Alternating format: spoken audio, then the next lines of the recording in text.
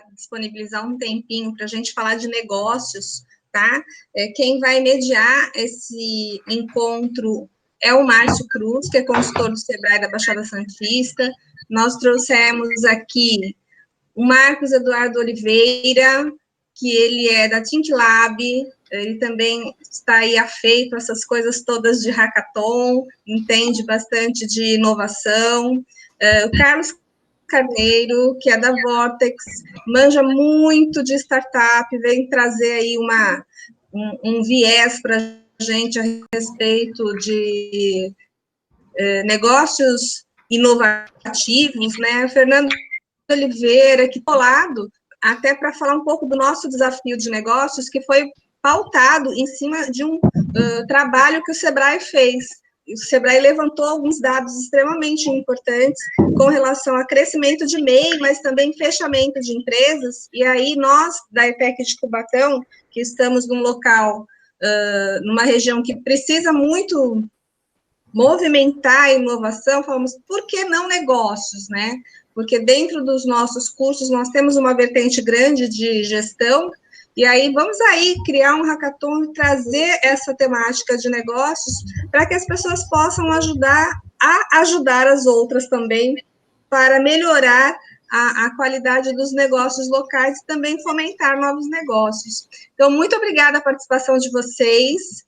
Eu passo a fala para o Márcio, e eu vou ficar aqui só de espectadora, porque eu sou fã de vocês. Pessoal, boa tarde. Sejam todos bem-vindos aí para a gente fazer esse bate-papo sobre negócios. Legal falar com você, Carlos, um prazer conhecê-lo aí. Fernando, Marcos, que a gente vai bater esse papo aí sobre negócios, entender aí como a gente pode ajudar essa galera aí a desenvolver as suas ideias, né? E começando já para a gente poder começar a bater um papo sobre isso, eu acho que seria legal a gente começar a desmistificar um pouco a diferença do problema e da ideia, né?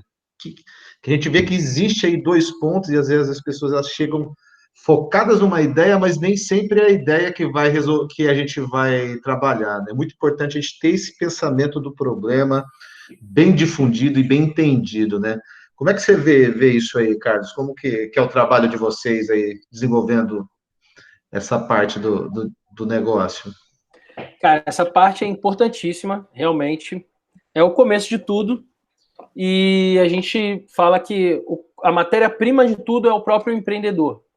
E é a diferença de um realmente empreendedor, mesmo que seja um empreendedor de primeira viagem, como a gente costuma dizer, que é um empreendedor iniciante que está fazendo sua primeira empresa, sua primeira startup ou qualquer outro tipo de negócio, versus alguém que é meramente apaixonado por uma ideia.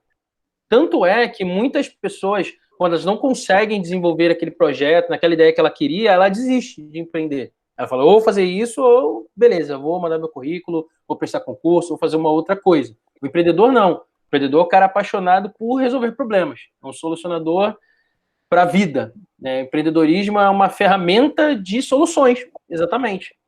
Então, fazer essa distinção na pessoa ajuda a gente a fazer essa distinção dos negócios também.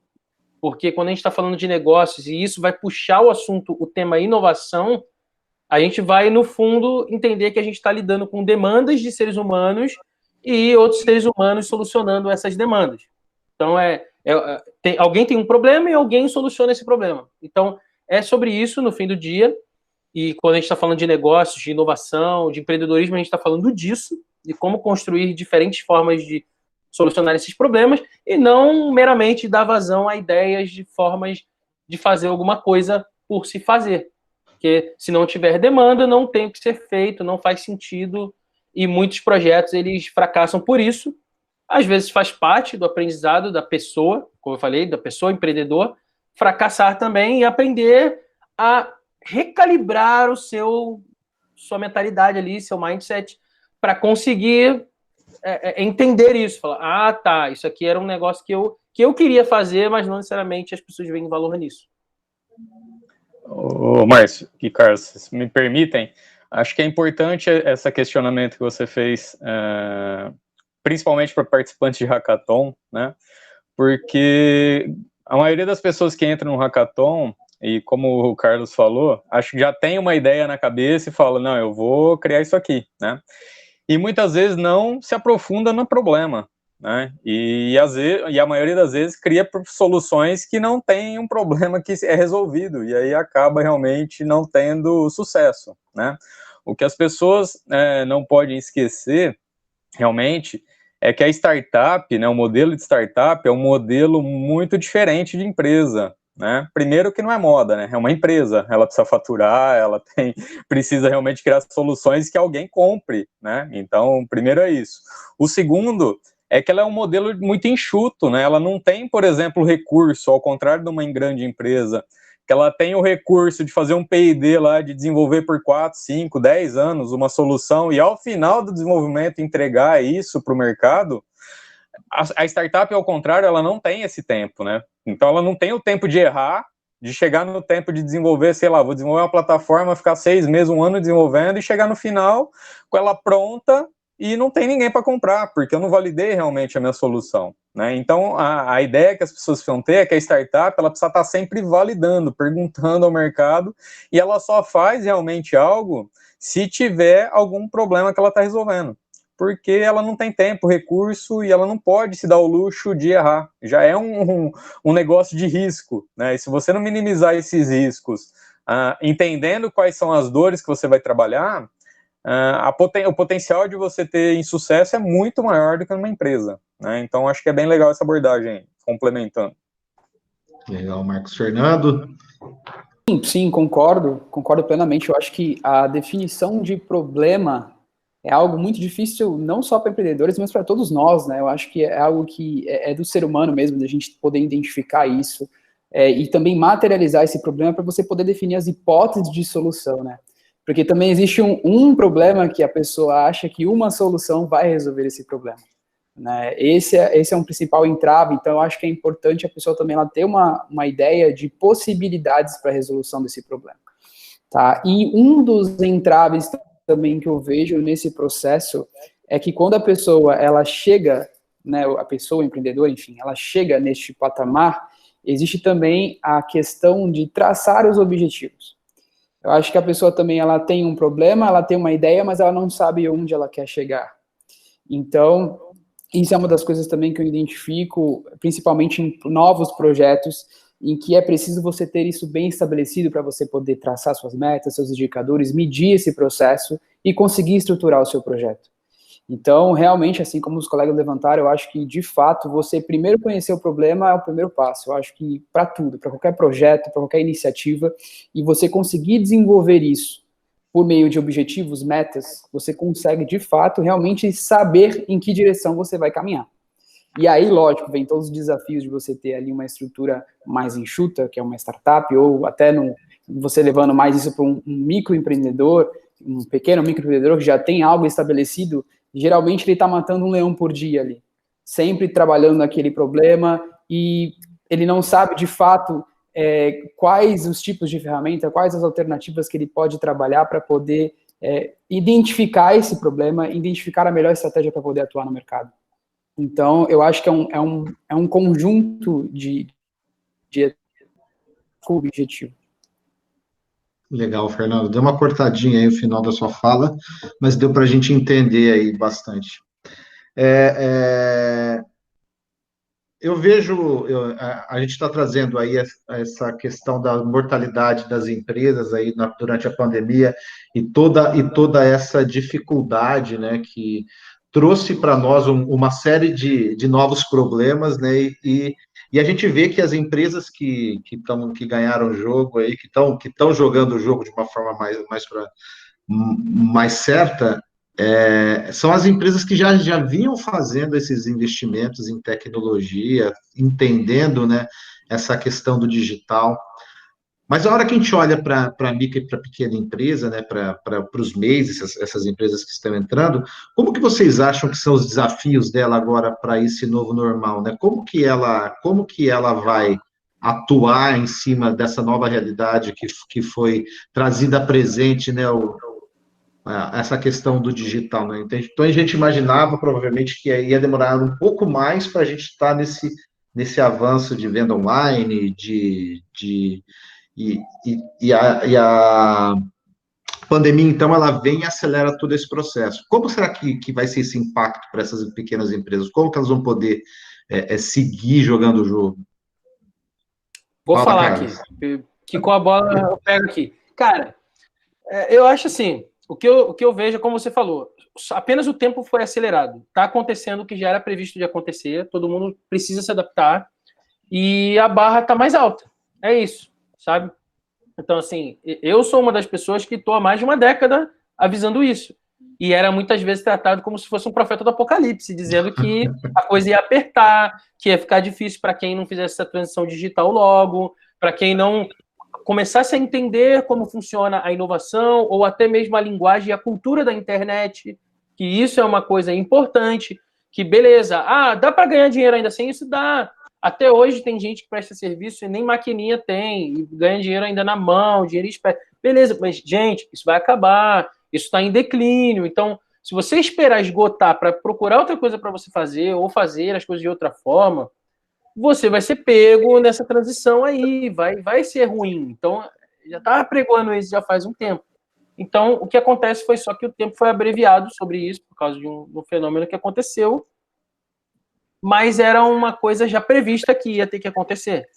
Então, assim, o que aconteceu é que a barra está mais alta, está mais difícil, está qualificando mais, né? Quem se destacar, quem for melhor, quem tiver mais condições de atender às necessidades dos clientes, vai ter vantagem sobre os outros, né? E eu gosto sempre de falar disso, que eu sou um cara da inovação e dos negócios e tal, mas eu sou um cara da administração também. E a administração moderna, ela é baseada no modelo biológico, certo? A gente veio de um modelo antigo, cartesiano, que comparava as empresas a mecanismos, como se fosse um relógio, como se fosse o modelo do Descartes, tá? Pessoal que é mais de exatas aí conhece mais. E a gente caminhou para uma mudança de paradigma na gestão, nas empresas, para um modelo biológico. E na biologia, quem se destaca, quem é melhor sempre, é o que se adapta melhor. Então, isso ficou visível neste momento, certo? Em que as empresas que têm melhor adaptabilidade, elas são as que vão se destacar. E não necessariamente a que tem mais dinheiro, não necessariamente a que tem melhores talentos. Tem muita empresa com bons talentos, mas não conseguiu se adaptar. Não estava preparada para essa transformação. Quem consegue se adaptar e mudar rapidamente é quem tem um modelo mais sólido no que diz respeito a negócios, principalmente negócios inovadores. Então, as startups, elas estão crescendo onde outros estão fracassando, porque elas têm uma alta capacidade de adaptabilidade. Isso é a habilidade top que todo mundo deveria buscar quando a gente fala de transformação, de mudança, de inovação, de incerteza, que é o que vem junto com a inovação e que é o ambiente que foi criado, um ambiente de incerteza. A inovação é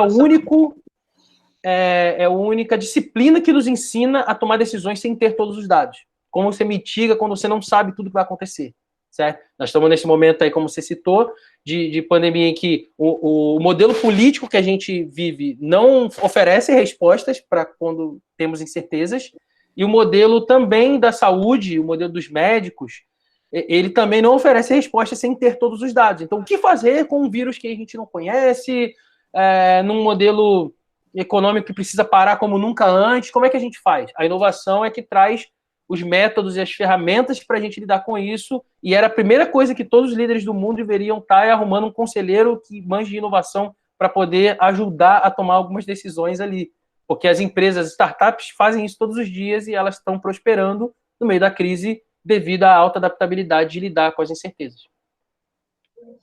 Legal.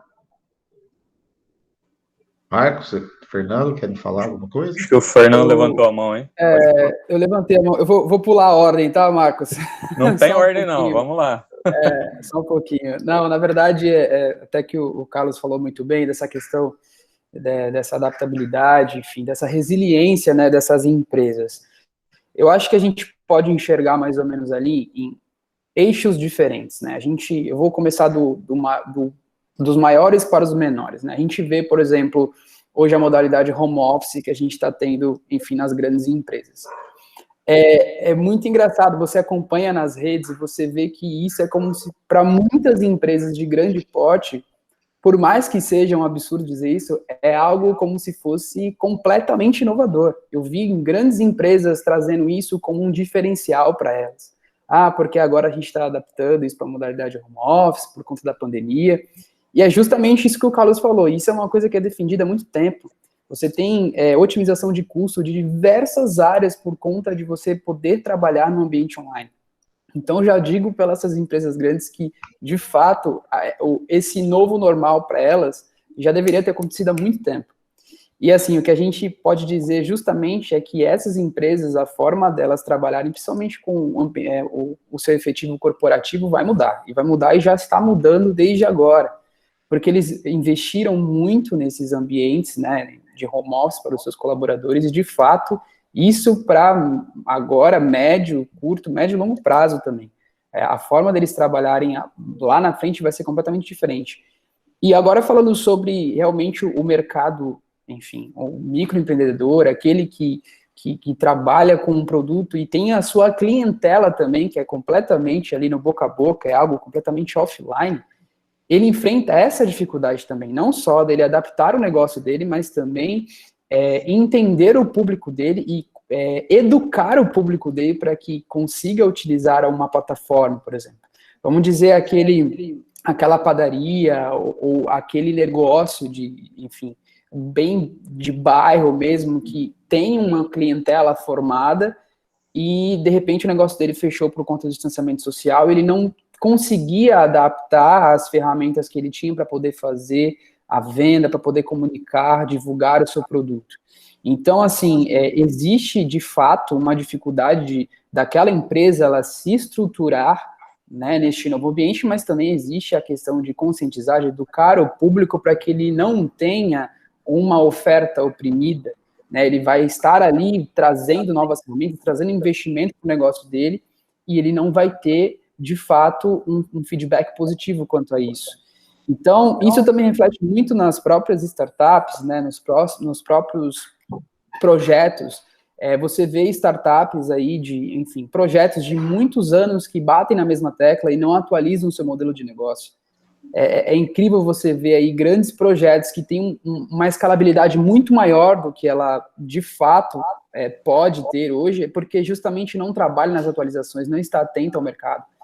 E também a questão de estruturação do negócio, sabe, de poder trabalhar, enfim, o seu caixa para poder se manter ali num período emergencial como esse. Então, existe aí um problema muito grande de estruturação de negócio e também de adaptar esses negócios ao novo ambiente. Então, eu acho que a pandemia ela veio justamente para abrir os olhos e para poder despertar nessas pessoas a necessidade de sempre estar colocando a inovação na sua pauta, na sua agenda. Como o Carlos disse, ter alguém ali na alta liderança para poder trazer insights de inovação e trazer isso para o cerne, para o core business da empresa. Eu acho que isso, de fato, é algo imprescindível. Não, legal. Eu acho assim, o empreendedor, ele tem que ser aquele cara que questiona, né? Um questionador. Porque, como o Carlos e o Fernando disseram, eu acho que a pandemia, o que ela trouxe, ela mostrou para as pessoas uma coisa que já estava acontecendo em uma velocidade um pouco menor, mas que agora as pessoas parecem que estão entendendo, né? Que a gente não sabe mais de onde vêm os riscos do meu negócio, né? Antigamente eu sabia onde que estava o meu concorrente, eu sabia quem ele era e o que ele estava fazendo. Hoje a gente não sabe mais quem são nossos concorrentes, né? Então, pegar o exemplo clássico lá do Uber, os taxistas nunca pensaram que poderiam ter como concorrente um aplicativo, né? E um aplicativo impactar a venda de carro das montadoras. Ou seja, nesse mundo globalizado que a gente está, a gente não sabe mais quem são nossos concorrentes, onde está o risco, que pode ser um risco de uma pandemia, pode ser um risco de uma empresa global que solta um aplicativo que impacta o meu negócio, ou seja, a gente não sabe mais, né? Então, o empreendedor, ele tem que estar sempre antenado, se questionando se aquilo que ele está fazendo realmente, como o Fernando falou, há muito tempo, se esse é realmente a melhor forma, né? O melhor jeito de se fazer, se existem outras formas de se fazer, né? pesquisar em outros setores e não só no meu setor o que está sendo feito, né?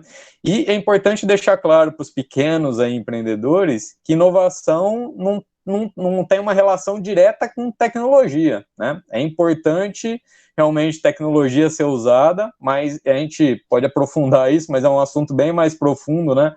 Questão de educação, de entender realmente a tecnologia no dia a dia das pessoas, mas que eu sou da área de tecnologia e vejo tecnologia como caminho mesmo, né? Mas eu acho que, assim, existe essa forma, né, do empreendedor estar sempre se questionando realmente, né? Pesquisando, entendendo aí o que está sendo feito em outros locais, em outros setores, no outro bairro, em outras, igual deram exemplo de padaria, né? Padarias em grandes centros, como que elas trabalham, ou seja, entender realmente, estar sempre se questionando e se perguntando. Acho que esse é o caminho. Porque, como eu disse, a gente não sabe se vai ser uma pandemia, se vai ser um concorrente, se vai ser sei lá, um pão congelado, eu não sei mais, a gente não sabe mais de onde vem esse risco, né? Então é importante estar sempre se questionando. Legal. Pessoal, a gente tem aí esse desafio, né, que está sendo trazido para o Hackathon, que seria trabalhar ali em 3 vertentes, que seria controle de estoque, finanças e marketing, né? E eu ouvi uma certa vez num podcast, o cara falando uma expressão que eu achei muito interessante, né? No garimpo, quem ganha dinheiro é quem vende pá, né? Então, hoje a gente tá vivendo um momento em que, dentro desse processo da digitalização dos negócios, né, vai ser necessário muito apoio para essas pequenas empresas, essas microempresas conseguirem se transformar digitalmente, né? Então abre um espaço muito grande para plataformas, para serviços de tecnologia que auxiliem esse empreendedor a se desenvolver como uma empresa já tecnológica, né? Que é aquilo que a gente estava falando, a padaria. Como que a padaria vai vender numa plataforma e conseguir fazer entrega e talvez ter aquilo como um novo canal? E aí, como que vocês percebem que dá para esse pessoal que vai participar do desafio começar a olhar para esse problema e mapear algumas oportunidades para desenvolver negócios? O que será que eles devem observar? Como observar esse problema, né? Deixa eu abordar aqui uma questão para os meus colegas aí aprofundarem. Eu vejo, como eu falei, o empreendedor ele tem que ser realmente um curioso, né? Aquele que está se questionando, né? Está sempre se questionando. Eu vejo que tecnologia, quando a gente fala de tecnologia, né, parece que as pessoas precisam conhecimento muito profundo, precisa ter um super de um sistema, e não é bem assim, né? A gente vê que a tecnologia hoje, por exemplo, existem pessoas que transformaram o WhatsApp numa ferramenta tecnológica de transformação do seu negócio. Então você vê, sei lá, manicures que usam, por exemplo, uma ferramenta fundamental para elas fazer agendamento dos seus clientes, fazer toda a gestão dos seus clientes, cabeleireiro, ou seja, não precisa de ferramentas tecnológicas avançadas, eu não preciso contratar um desenvolvedor, é entender realmente o que você quer entregar, né? Porque tecnologia, existem muitas formas de se fazer isso, coisas simples, né? Então, eu acho que tem que saber abstrair um pouco disso, porque quando a gente fala tecnologia, as pessoas se espantam um pouco, né? E ficam, meu Deus, eu não conheço nada de tecnologia, como que eu vou fazer para adaptar a tecnologia ao meu negócio? Cara, vocês usam diariamente tecnologia, todo mundo usa mídia social, todo mundo usa Facebook, todo mundo usa WhatsApp, ou seja, use as ferramentas que vocês têm, pensem uma forma de usar essas ferramentas que são tecnológicas, que possibilitam escala, que possibilitam baixo custo, né? Usem essas ferramentas, então é pensar no que já existe e como se usar isso, né? Como que eu falei, como uma manicure, por exemplo, que usou essa ferramenta para começar a fazer o seu trabalho, né? Então não pense muito nessa questão de ferramenta, preciso desenvolver a plataforma mais tecnológica do mundo, não. Usem a tecnologia que está à sua disposição, tá? Porque, como eu falei, startup, empreendedor pequeno não tem uma nuvem lá, um servidor para contratar e pagar XYZ para começar a iniciar seu negócio. Ele tem que começar aquilo que ele tem. Uma planilha Excel, um WhatsApp, um Facebook, uma mídia social, etc. Usa o que você tem aí, tá? Eu acho que tem muito a ver com esse ponto levantado sobre a cabeça, de novo, do ser humano, que é o empreendedor, que é de tecnologia, que é da área técnica aí, que ele enxerga a tecnologia como inovação ou confunde as coisas. Ele me levantou esse ponto aí, eu acho que, de novo, convergiu para isso, e eu acho que vale a pena falar um pouquinho disso para o pessoal conseguir se situar, tá? Por que alta tecnologia, por que inovação não é botar muita tecnologia em tudo, tá? Então, um exemplo que a gente dá sempre para explicar isso, quando eu disse aqui que inovação tem a ver com atender as demandas diferentes que as pessoas têm e ninguém está atendendo, então tem muito mais a ver com negócios, e a tecnologia é um meio muito bom, e eu também vim da tecnologia, não estou aqui me desfazendo dela de maneira nenhuma, só para a gente separar, para a gente entender o que a gente está querendo dizer aqui, tá? E que não é... O exemplo que a gente sempre dá é a televisão, por exemplo. Pense na televisão. Como é que é pensada a inovação na televisão? Uma televisão que tem a tela touch é inovadora? Com certeza não, porque já inventaram o controle remoto para você, de longe, conseguir mexer na televisão, certo? Se você tiver que levantar para ir perto dela, apertar, quebra uma entrega de valor, que é você, sem sair do lugar, conseguir mudar de canal, mudar configurações, ou o que você quiser mexer. Mas, certamente, uma televisão com tela touch tem mais tecnologia do que uma televisão de alguns anos atrás aí, vai? Então, seria quase que um tablet grande. Então, assim, você pode ter mais tecnologia, mas não necessariamente você tem mais inovação, tem mais solução. Então, é legal pegar esse ponto, porque, pessoal, em Hackathon, por ter uma formação, muitas vezes, técnica, e pensar de forma técnica, e aí sim eu vejo algo que dá para agregar bastante valor quando a gente fala de negócio, para pessoas que são de tecnologia. Eu sei que eu vim do mesmo caminho, eu fui um deles, então eu sei como eles pensam, né? A gente pensa sempre em como construir uma solução, mas a gente nem sabe se o problema existe ainda. Então, a gente tende a botar a carroça na frente dos bois. Então, quando a gente fala de tecnologia aqui, ela precisa ser orientada a servir o negócio, a servir as demandas que um suposto cliente vai ter. Porque não adianta a gente fazer a televisão touch, porque o controle remoto é infinitamente mais disruptivo do que uma tela touch para uma televisão. Então, temos que pensar na necessidade que a pessoa tem ali para usar. Então, a gente chama isso de miopia do produto. Quando a pessoa pensa só no produto, acha que o cliente compra o nosso produto por causa do nosso produto ser bom. Ou porque, sei lá, porque ele quer o produto. E, na verdade, não é isso. O cliente, ele quer fazer uma outra coisa com o nosso produto. E nosso produto ajuda ele nisso que ele quer. Essa é a verdade das coisas aqui no mundo dos negócios. E o pessoal fala assim, não, mas e o Steve Jobs? Mas e a Apple? Sempre me falam isso. Sempre tem um avisado que fala isso aí para mim. Fala assim, mas olha só, a Apple, ninguém queria iPhone nem iPad, o Steve Jobs foi lá e fez, e agora todo mundo compra. Mas quem disse que as pessoas queriam iPhone? Elas queriam se comunicar à distância, ouvir música, fazer um monte de coisa no mesmo dispositivo. Elas não queriam exatamente o iPhone. O iPhone criou isso para elas. Então, qualquer outra forma que a gente conseguir entregar essas mesmas coisas, se for melhor que o iPhone, até o Apple fanboy que fica na fila um dia antes para poder comprar primeiro, vai deixar o iPhone para lá, porque você vai estar servindo melhor a necessidade que ele tem. Então, o que a Apple fez é o que todo mundo fez ao longo da história quando foi trazendo inovações, foi atendendo as demandas das pessoas. Então, o que você precisa não é criar um produto maravilhoso, é atender demandas que essas pessoas têm. E elas vão consumir tua solução, elas vão receber o valor que você entrega para elas por ali. Não caia nessa ilusão de achar que as pessoas querem o seu produto. E que quando você vai construir uma solução ali, você está construindo um produto que elas vão comprar. Não é isso. Ela tem como valor outra coisa. Ajude ela nessa coisa e ela vai comprar o seu produto. Ele vai ser a melhor forma de servir ela a chegar onde ela quer. Então, todas as pessoas que pensaram produzir demanda do zero, através de uma oferta, né? Não, demanda e oferta. Então, eu vou fazer uma oferta aqui e vou gerar uma demanda do nada. Todo mundo que achou que poderia fazer isso fracassou e sempre fracassa. E quando você cria uma oferta para atender uma demanda já existente, você descobre, e quando você faz validação, é isso que você está procurando, descobrir qual é a demanda, o que as pessoas querem que ninguém descobriu ainda. Esse é o tesouro, esse é o pote de ouro no fim do arco-íris. É saber o que as pessoas querem e servir elas da melhor forma possível. Posso fazer uma perguntinha aqui do chat, gente? Meus amados queridos. Pode. Por favor.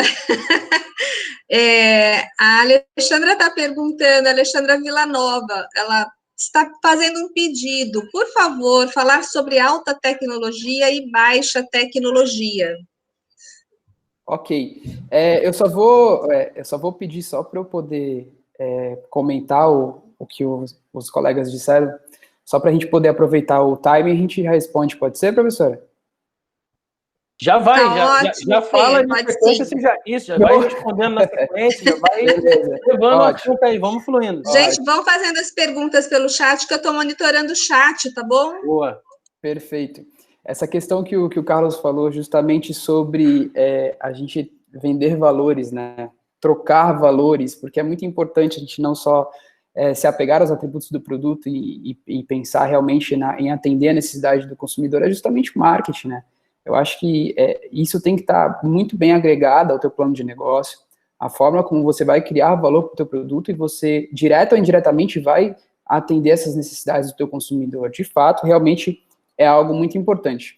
Agora, sobre o que o Marcos falou de a gente trabalhar de fato com o que a gente tem, é justamente as próprias redes sociais, né? Porque hoje, para quando você vai entrar na internet, vamos supor, eu sou um microempresário, ou eu sou um idealizador de um projeto e eu quero estruturar o e-commerce do meu projeto, ou a plataforma de divulgação, geralmente quando a pessoa vai consumir esse conteúdo, ela vai pesquisar, ela é bombardeada por diversos conteúdos falando de baixa tecnologia e alta tecnologia, por exemplo, da forma como você pode, de fato, aplicar o teu negócio. Às vezes você tem um investimento que é necessário para você colocar aquilo ali em prática e a pessoa não tem, às vezes uma ideia morre por conta disso. Eu não consigo criar uma plataforma e-commerce porque é muito complexo, ou porque eu não tenho um investimento para poder aplicar nesse projeto. E às vezes a pessoa acaba esquecendo de olhar nas coisas mais simples, de fato, que podem iniciar aquele projeto premeditado. Por exemplo, a rede social. Hoje, até a gente, não sei se vocês perceberam a mudança que teve, eu não sei se isso já era planejado, mas eu acho que foi um pouco acelerado no layout do Instagram. Se vocês olharem, o Instagram hoje ele tem ali um espaço no layout principal para compras. Algo que vinha sendo trabalhado, enfim, com o tempo, mas isso foi evidenciado como uma feature ali que era necessário por conta até da pandemia. Eu acho que a pandemia acelerou esse processo justamente porque as pessoas identificaram nas redes sociais que elas utilizam ali no dia a dia para se informar, para se relacionar, identificaram que aquilo ali estava sendo o recurso principal para esses microempreendedores ou esses empreendedores informais, para que eles pudessem fazer a venda, enfim, o compartilhamento do produto deles. Então, de fato, as pessoas devem começar um projeto com aquilo que seja mais simples e mais adaptável ao negócio dela.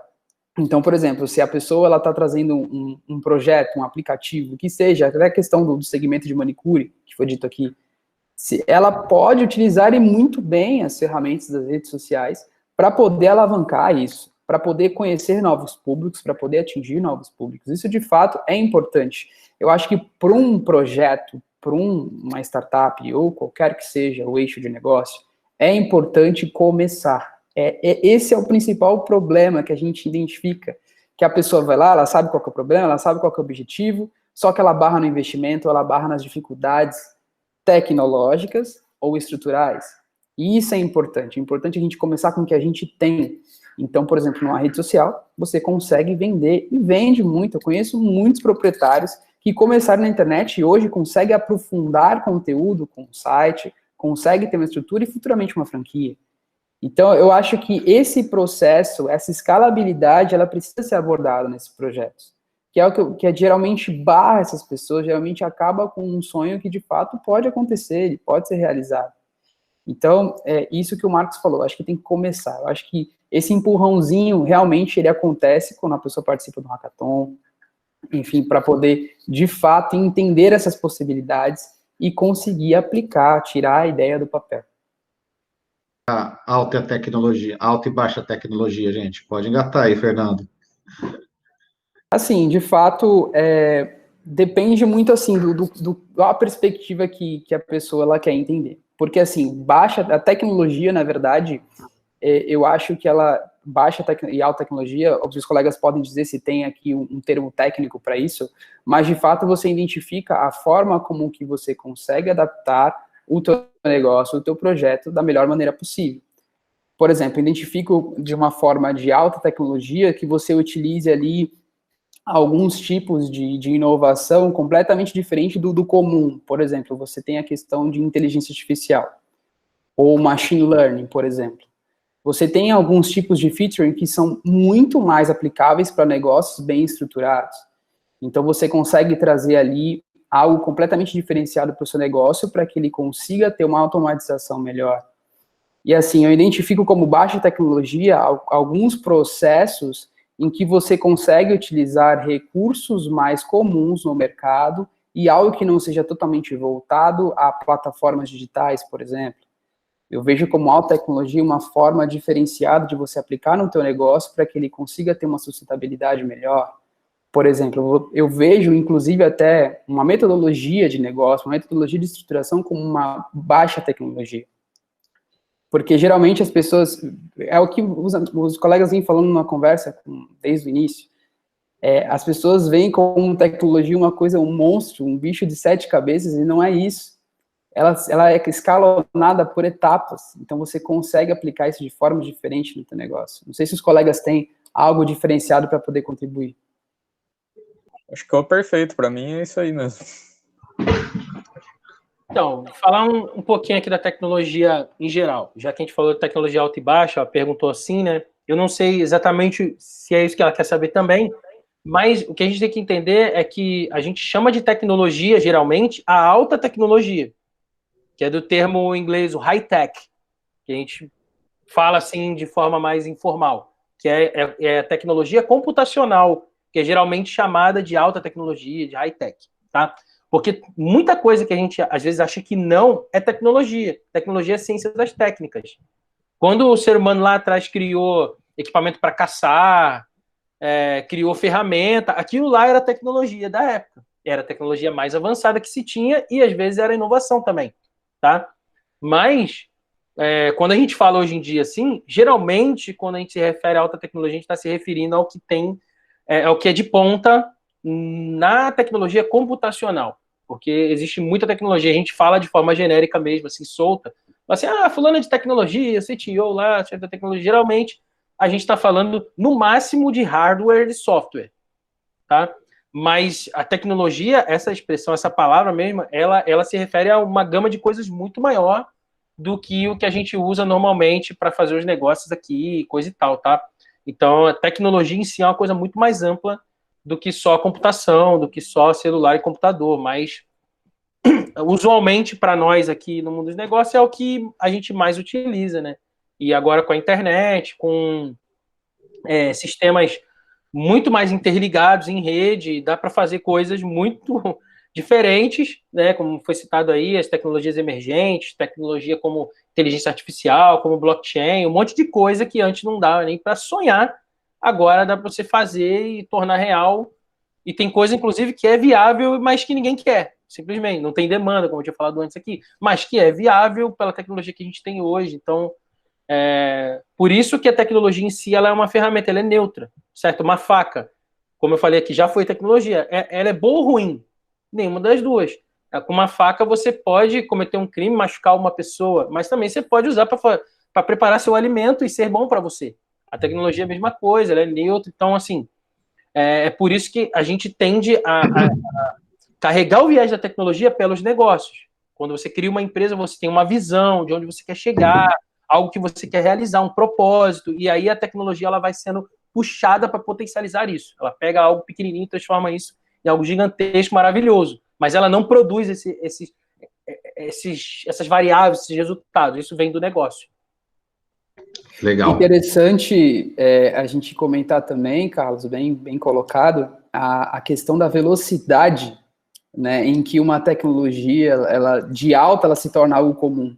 Eu queria trazer até um exemplo da questão do chatbot, por exemplo. Chatbot, para quem não conhece, Quando você vai na rede social, vou usar o exemplo da rede social, também tem sites, mas quando você vai na rede social, você fala com uma página, ela vai lá e te responde na hora, com algumas opções para poder facilitar, né, a comunicação ali e adiantar alguns processos. Eu lembro que isso, há mais ou menos uns 4 anos atrás, era uma coisa que era vendida.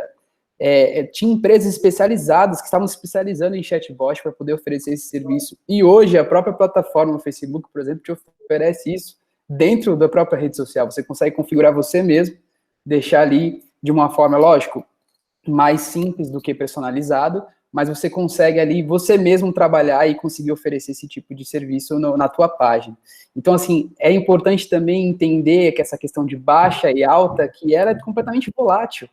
Hoje, por exemplo, a inteligência artificial é muito mais presente na nossa vida do que esses próprios 4 anos que eu disse.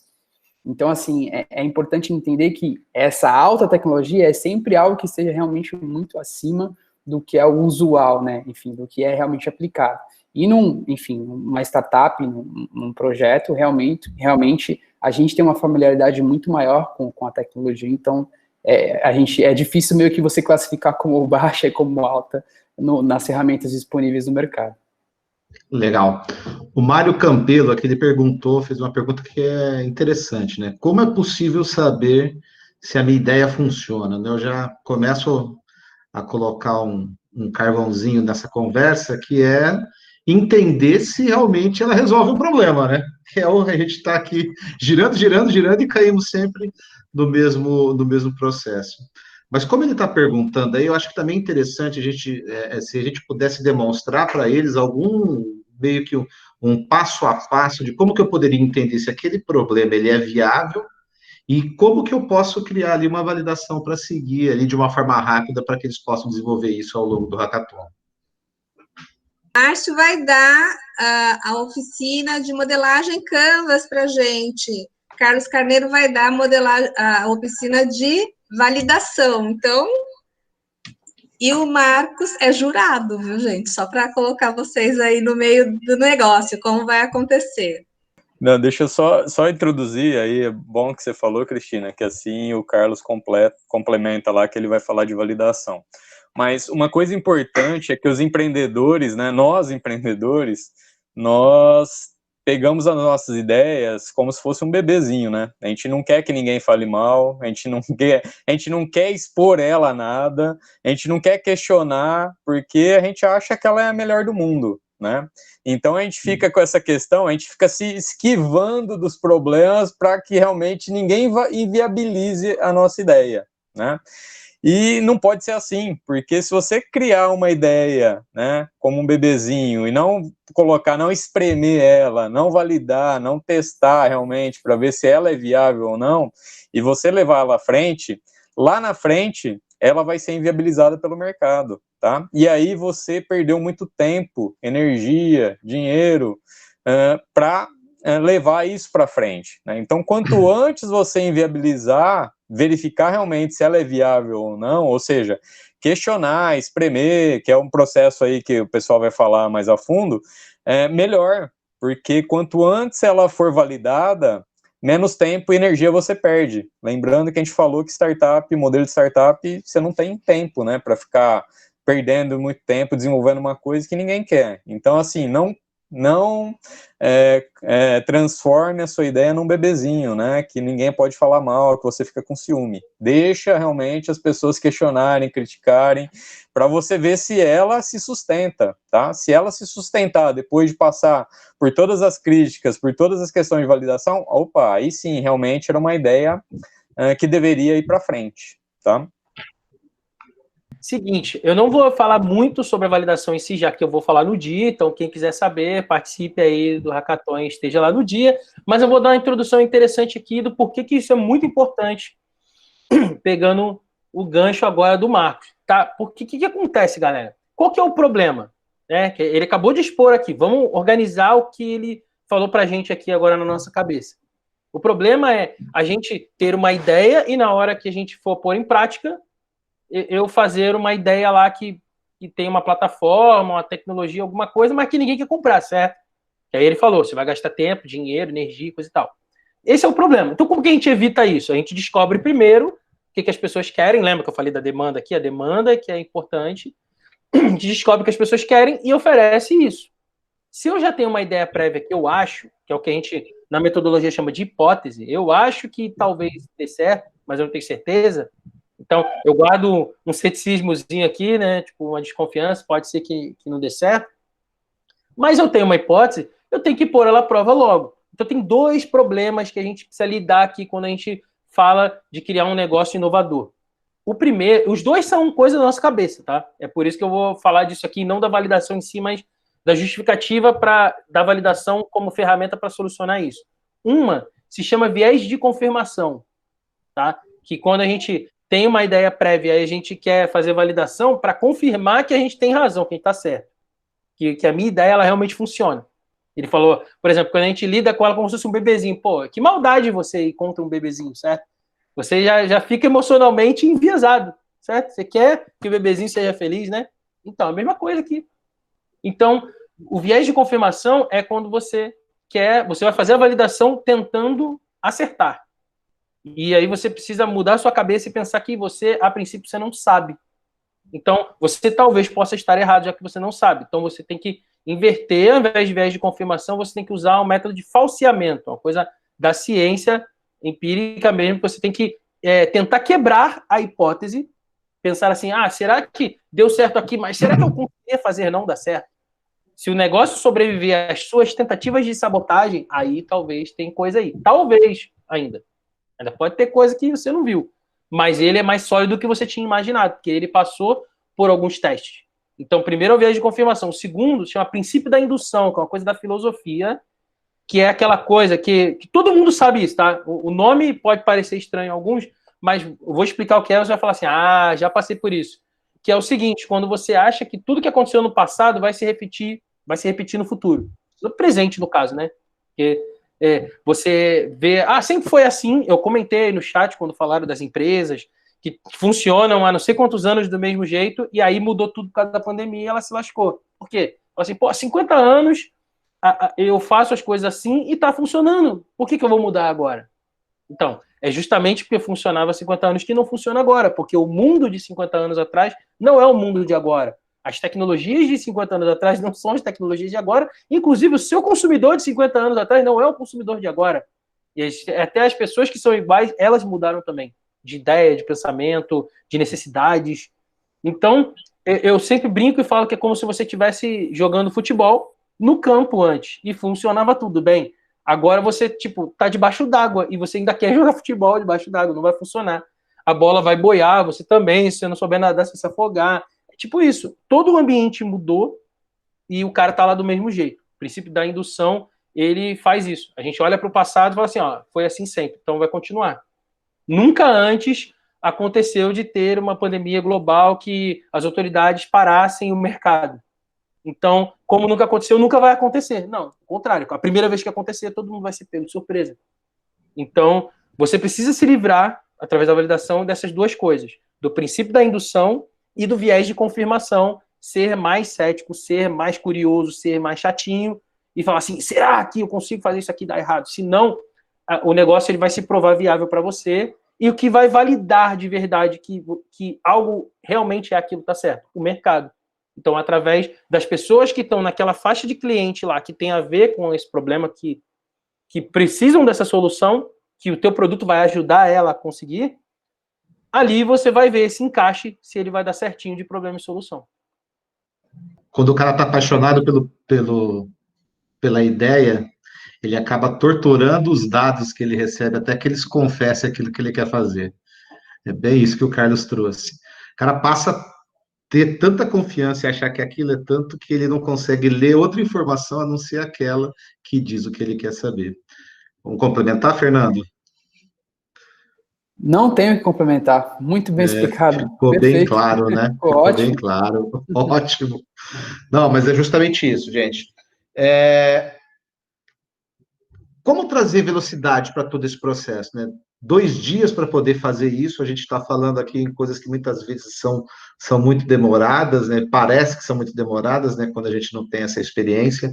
E como que a gente traz essa aceleração em todo esse processo para que dê tempo de minimamente a gente ter uma hipótese definida aí? Bom, eu acho que a preparação, né, para o próprio evento, eu acho que é o ideal. Eu acho que ler, se preparar, se engajar, procurar bastante conteúdo, ver outros hackathons que foram feitos, como o que teve de reflexo sobre isso, né, o que os idealizadores, enfim, os projetos que foram realizados.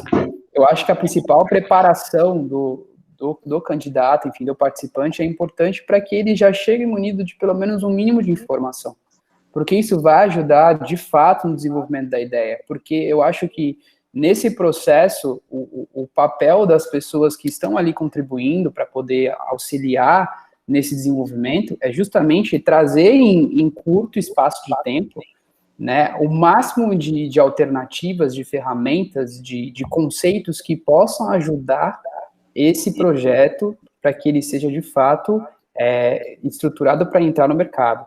Mas se a pessoa puder ter pelo menos um mínimo de conhecimento, se ela dar uma lida, entender como que funciona, principalmente as principais ferramentas disponíveis, a gente tem muito conteúdo hoje disponível para que as pessoas consigam ter essa pelo menos uma visão geral do que se pode fazer. Isso agrega muito valor no processo. Eu acho que vai trazer muito mais imersão dessas pessoas durante o processo, se elas, de fato, forem, enfim, da forma como elas já têm hoje de conhecimento. Mas isso não anula a possibilidade de que ela vá aprender, de que ela vá conseguir desenvolver. De fato, vai, porque existe ali uma estrutura, existe um direcionamento que vai ajudá-la a implantar, ou pelo menos os primeiros passos serem definidos para a implantação do projeto. Mas, se tiver esse acervo, esse repertório já, pelo menos pré-definido, vai ajudar bastante. Uma dica que eu daria para as pessoas é entrar com a mente aberta, né? Como a gente falou, tem muita gente que participa de hackathon, já antes de começar o hackathon, já sabe até como que vai fazer a solução, né? Então, se dê uma chance, né, de questionar, de entender realmente, e principalmente de usar. Eu já vi hackathon participante passar o evento inteiro e não usar o mentor, né? Então, assim, se dê a chance, né, de ser questionado, de trocar essa experiência, né? Então, realmente a mensagem é abrir a mente, não entrar com ideias pré-concebidas. Inovação é muito isso, né? Esse trabalho de um hackathon de multidisciplinaridade, né, de pessoas, vocês vão trabalhar com pessoas que vocês nunca viram, não conhecem, que têm outra vivência, outra área. Então, assim, entrem com a mente aberta, né, para absorver esse espírito e usar o pessoal que vai estar aí no apoio, né, ajudando durante o evento, né, os mentores e toda a parte estrutural aí da metodologia, porque é isso que vai fazer acelerar as ideias, né? Porque as pessoas ficam, mas como é que consegue se criar uma solução em 3 dias? Às vezes as pessoas passam 20 anos tentando criar a solução e não conseguem, e num hackathon sai uma ideia. Justamente por isso, né? Porque as pessoas entram com a mente aberta, elas têm essa questão de multidisciplinaridade e o auxílio de pessoas com expertise aí, né? Mentores, especialistas que vocês podem beber da fonte aí e realmente trazer esse conhecimento para dentro das suas soluções. Então, acho que é essa a dica que eu daria para vocês. Quer complementar? Vou dar uma dica um pouco diferente aqui para completar, que é o seguinte: você quer ganhar velocidade, pare de fazer o que não precisa. Tá? Isso aí é até uma das coisas que na metodologia ágil é muito importante. Você precisa maximizar o valor do que não precisa ser feito. Pegou? É isso que tem que fazer. Parar de fazer o que não precisa fazer é valorizar o seu tempo que estará empregado naquilo que realmente importa. Então, ter prioridade, né? Prioridade, palavra que não tem plural. Se tiver prioridade, você não tem prioridade. Então, foco. Parece fácil, né? Eu sei que é difícil praticar, mas primeiro calibre a sua forma de pensar. Comece a pensar como um empreendedor. O empreendedor pensa assim. Se eu já sei o que eu tenho que fazer, eu vou lá e apenas faço aquilo. Mas se eu não sei ainda, eu estou num período de descoberta, que é onde a validação entra mais. Então, essas são as atividades que eu tenho que fazer e eu evito me preocupar com coisas que eu não sei nem se vão acontecer ou não. Então, é muito comum em equipes você ver essa discussão. Então, mas temos que fazer isso. Mas por quê? Porque se acontecer não sei o que, vai acontecer outro e temos que fazer aquilo outro. Não, mas e se não acontecer? Aí não precisa. Então, se a gente ainda não sabe se vai precisar ou não, esquece isso agora. Vamos fazer o que a gente sabe que tem que fazer. Então, vigia nisso daí, não faz o que não precisa, que você vai ganhar muito mais tempo. É assim que uma startup consegue ser muito rápida, é assim que as pessoas conseguem criar, às vezes, num fim de semana, uma solução porque é hiperfocado só no que precisa. Bem isso. Fazer primeiro aquilo que tem que ser feito, né? Extremamente importante. O pessoal está dizendo aqui que validação é dinheiro na mão. Validação é dinheiro na mão, né? E realmente é. Uma startup, ela se valida a partir do momento que ela passa a emitir nota fiscal, e aí ela consegue. Dentro do hackathon, muitas vezes não dá tempo de se fazer negócios, né? Então, você está com uma ideia ali. E aí ele pergunta: existem outras formas de validar essa ideia? Então, a gente poderia aí finalizar com essa pergunta aí, e vocês fazerem também aí aproveitando, fazendo as considerações finais para a gente poder seguir para o encerramento. Beleza? Então, posso já pegar a carona, que eu já falei do outro, já falo desse aqui, já entrego o meu pedaço. Aí para dentro. Comento aqui esse negócio da validação de dinheiro na mão e já comento do mentor ali que o Adson puxou ali. Eu acho que isso que o Anderson falou ali, acho que vale a pena falar também do mentor atrapalhar. Acho que são duas coisas legais e aí já entrego. Primeiro, então, validação de dinheiro na mão, em certo ponto, sim, está correto, mas depende. Como muitas coisas na gestão, nos negócios e tal, depende. Porque de quanto dinheiro estamos falando, tá? A validação ela é um pouco mais complexa do que só o dinheiro na mão. O dinheiro na mão é muito mais simples. Porque você consegue fazer dinheiro na mão sem validar também, se você for um vendedor competente. E não é disso que a gente está falando aqui. Quando a gente fala de validação de um conceito ou de uma inovação, tá? Então, por que eu estou dizendo isso? Já aconteceu, eu já acelerei startups que aconteceu isso, por exemplo. O cara, ele tinha como público-alvo ali um certo nicho. E houve o dinheiro na mão, mas de outro nicho. E aí, validou ou não? Tem dinheiro na mão, mas não validou. Tá? Então, tinha um que, inclusive, foi, assim, deu uma discussão, que eu estava numa reunião junto, e o investidor junto, e os caras tinham uma plataforma focada em pequenas e médias empresas. E, no meio do caminho, surgiu a Volkswagen querendo comprar o serviço deles, e eles venderam para a Volkswagen. Aí eu fui questionar, falei, não é pequeno e médio? Por que você vendeu para a Volkswagen? Porque a Volkswagen, eu não ia dizer não para a Volkswagen. Eu falei, por que não? Se o teu foco é pequeno e médio, você precisa ter 1 milhão de pequenos e médios e não meia dúzia de Volkswagen. A menos que você pivote e o seu negócio seja focado no nicho para você trazer outras Volkswagens. Entendeu? O que você quer? Aí o cara, não, mas pô, o que eu vou fazer então? Diz não para Volkswagen. O investidor, não, que isso, meu Deus. Calma aí.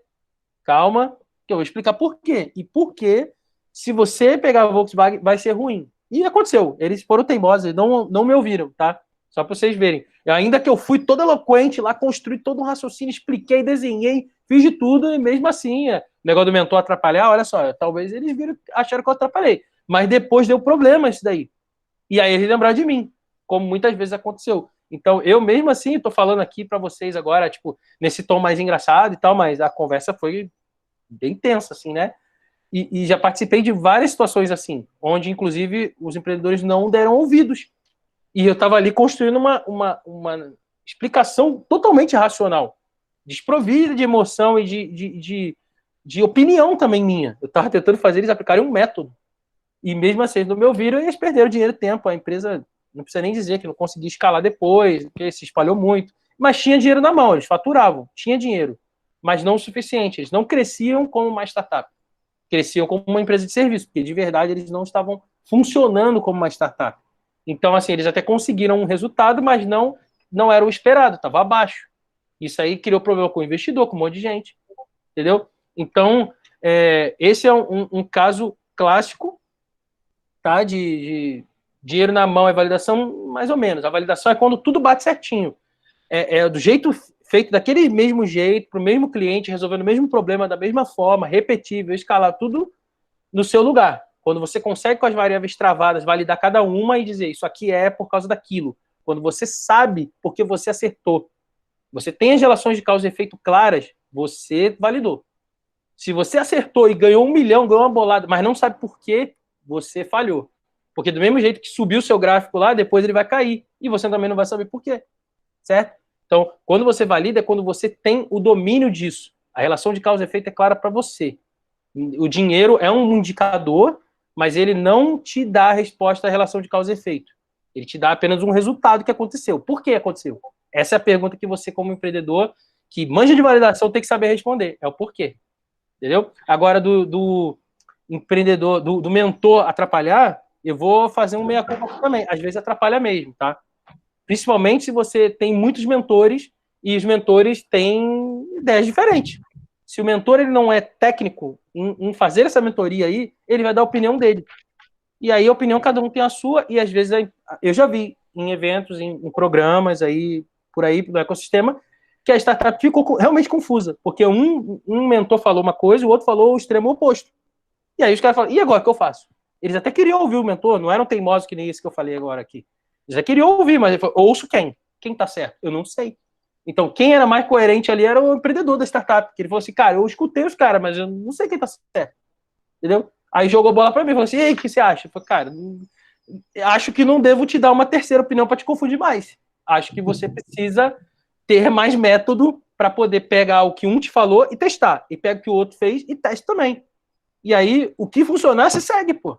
Entendeu? Mas seja crítico. Não vai fazendo tudo que mentor fala, indo na cabeça de mentor, mas ouça todos. E teste as coisas. Ouça, mas testa. Então, foi o que eu consegui ajudar o cara, entendeu? Então, às vezes, mentor confunde mesmo. Mas não acho que mentor é inútil, né? Então, às vezes o pessoal tá com um pouquinho de ferida no coração lá, dá um abraço nele que melhora tudo. Valeu. Cara, Marcos, querem complementar aí? Pode falar, Marcos. Esperando você. Não, então, acho que assim, uma coisa que tem que ficar clara pro pessoal é que a validação não é um processo de início, meio e fim, e acabou, tá? Validei, agora está validado e agora eu vou criar minha solução. Uma startup, ela está a todo momento validando, tá? Então, assim, nunca mais vai deixar de validar. Esse é o diferencial da startup. Por quê? Porque o cenário muda, né? Como a gente falou, ele é muito dinâmico. Então, esse processo, não fiquem na ideia que, olha, eu fiz a validação, agora eu já sei que realmente é uma dor e tal, e acabou. Agora eu vou só pensar no meu problema, na solução disso. Não, todo momento você está validando, né? Então, isso é um processo constante que nunca vai parar do início ao fim da vida da startup, tá? Então, ele não é um processo que inicia e acaba, ele tem que ser sempre revisitado a todo momento. A startup, o grande diferencial da startup é esse, ela está sempre ouvindo, né, o seu cliente e ajustando o rumo, né? A startup é muito mais fácil de ajustar o rumo do que uma grande empresa, né? A gente fala do transatlântico lá, virar, né, mudar a rota. Então, ela está sempre validando, né? Não tem em mente que, olha, validei e acabou o problema, não vou precisar nunca mais, tá? Isso vocês vão seguir para a vida e sempre fazer, tá? Acho que era esse complemento aí. Exatamente, concordo também, justamente essa questão, né, de que você atua num segmento e ele está suscetível a várias mudanças, né, e de fato, naquele momento, naquele cenário, a tua ideia, né, enfim, o teu projeto, ele é totalmente praticável, ele é totalmente compatível, mas as coisas podem mudar, tá aí a pandemia como exemplo, né, a gente tem aí os macroambientes, eu acho que os macroambientes eles têm que ser sempre monitorados por qualquer ideia, qualquer projeto, porque isso de fato vai trazer uma visão para você a longo prazo, e é isso, também trabalhar com planejamento, com estratégia. Então eu acho que planejamento e estratégia, e também pé no chão que dá dinheiro, né? Ou pelo menos que mantém o dinheiro que você tem, que esse é o mais difícil, a gente poder manter o que a gente tem e poder estar circulando ali da melhor maneira possível. Agora, sobre a questão do mentor, eu volto justamente naquilo que eu falei, que é a questão do repertório. O repertório ele é muito importante para você ter convicção do que você está fazendo, do que você está querendo para o seu projeto. E até o que o Marcos falou, eu achei super interessante, né? Que parece uma antítese aí de ideias, né? Você falar, não, você tem que ter um pouco de conhecimento, mas você tem que ir com mente aberta, e realmente essa brincadeira eu acho que é muito legal a gente fazer, porque, por mais que você tenha esse repertório, você também, com mente aberta, você vai estar preparado a ouvir mais. Então, você tem que saber ponderar essas duas partes. Então, eu concordo em partes aí com o mentor, o cara que atrapalha. Não, eu acho que, de fato, não atrapalha. Eu acho que você tem que ter um discernimento de poder medir as duas coisas e também trabalhar com as suas convicções, né? Porque ele vai estar ali para poder te dar uma ideia, para poder te levar por um caminho. Mas se você acha que aquele caminho não é o correto, baseado no seu repertório, no que você tem de conhecimento, no que você quer para o seu projeto, de fato, realmente você vai conseguir trabalhar nisso de uma melhor maneira. Porque ser influenciado totalmente pela opinião, enfim, por um direcionamento, talvez não seja ideal, porque a gente vai sofrer isso muito nos nossos projetos, muito nos nossas empresas, de fato. A gente vai ter muita influência externa, e você tem que ter uma consistência para você conseguir chegar onde você quer. Só me permita complementar isso, que eu não falei do mentor. Claro. Eu acho o seguinte, não se esqueça que o founder, ou seja, o dono do negócio é você. Não transfira a responsabilidade para o mentor. Ouça e tome a sua decisão. Você que é o responsável, né? Se ele te deu ideia boa ou ruim, é você que tem que analisar e seguir o que você acha. Você é o empreendedor. Não transfira essa solução, essa responsabilidade para o mentor. É sua, meu amigo, tá? É você que vai tocar o negócio, é você que é o founder aí. O mentor, ele vai te orientar. E, como é uma coisa, é uma opinião, muitas vezes, né? Ele pode te dar realmente um caminho errado. E cabe a você analisar se isso é o caminho certo ou não. Então, não transfira essa responsabilidade para o mentor, tá? Gente, papo legal. Acho que somos todos apaixonados sobre empreendedorismo. Se a gente deixar, a gente vai ficar falando aqui até altas horas, mas a gente precisa seguir aí para o fim do evento. Eu acho que, em linhas gerais, aí o problema é o problema, né? Foca no problema, não se apaixona pela ideia, né? Precisa aí trazer a questão da validação para a mesa, e como disse ali o Carlos, ele teclou ali no chat, né, que o cara pode ter opinião, mas o que valida é teste, né? Então você tem que, se o cara tiver número ali para poder validar a opinião, é o que tem que ser feito. Cara, foi um prazer falar com vocês.